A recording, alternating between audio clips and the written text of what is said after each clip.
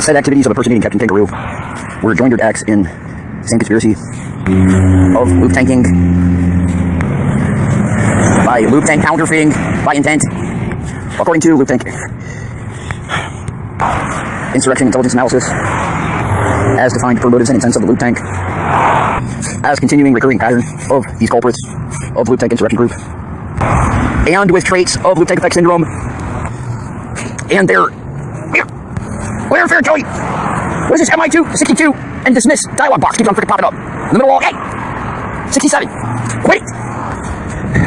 And its infantile-minded impulsiveness, hyperreacting to recent research of mine and AV resource discovery on the relevancy of Fred Rogers and his death in the loop tank insurrection over the course of its decades, and for information concerning recent loop tank manifest phenomena, parallel evidence, confessions of last names Bruton and Aguilar, a document production in process for information concerning these confessions aforesaid, concerning the actual murder of Fred Rogers in satanic anti-American guerrilla warfare secreted in this country. That is Bruton and Aguilar, last names of DoD members of the Air Force in Lackland Air Force Base, mentioned per previous informations, and will continue to, in continuing intelligence information document record production.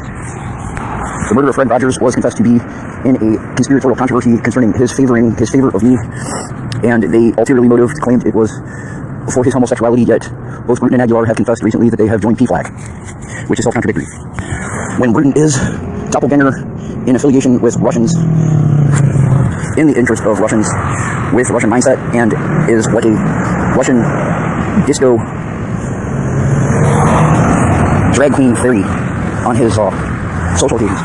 As I was mentioning, the intent was for favoring me in a controversy about my military career with portions that are hostile as Satanists at Lackland Air Force Base in the loop tank insurrection conspiracy, in association with the Bush family, etc. at all. Hostile to my progress in life with a military career and conspiratorial against it to cause damages, etc.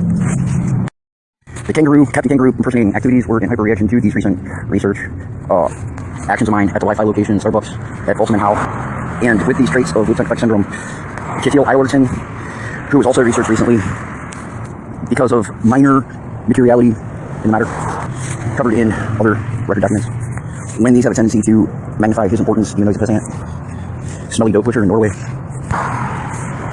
in a satanic cult in Oslo, Norway. Infantile-mindedly, impulsively became fascinated with children's television and tangented with these activities, while Mel Gibson exploited it for evidence tampering concerning my attention on his recent activity, stopping me in incidents to be covered in further record documents. Various murders and the secreted guerrilla warfare against righteous people in my nation. Mel Gibson, also in a diversionary tactic to divert intelligence off of his activities of stalking myself with murderous plans in a Scorsese-type scheme to capitalize off of their victim for movie footage that was done in The Passion. When I did see him drive by me and keep on driving in a dilapidated white truck, and then shortly thereafter Kelly Deal was driving by, also sped by, staring at me also in the same white dilapidated truck, when there has been communicated parallel evidence by these personality identities profusing from the stratosphere by the loop tank manifest phenomena that Mel Gibson and Kelly Deal are conjugal lovers of a common law type cohabitants that swing. When Mel Gibson is diverting from these just previously aforementioned activities to throw off intelligence and to tamper evidence, has begun directing a production plan, as I said before, that Bordy Smarty Poopskin, Kittil Iwerton, by identification information, impersonate Captain Kangaroo with a title FyrstkknKngroo. There was parallel evidence, loud spoken, that he was fascinated with the acting of Captain Kangaroo when ping pong balls are dumped on his head, and in their production, Melissa Burek or Melissa Markovich, either one, goes to play the moose, and he calls the moose the Despicable Moose.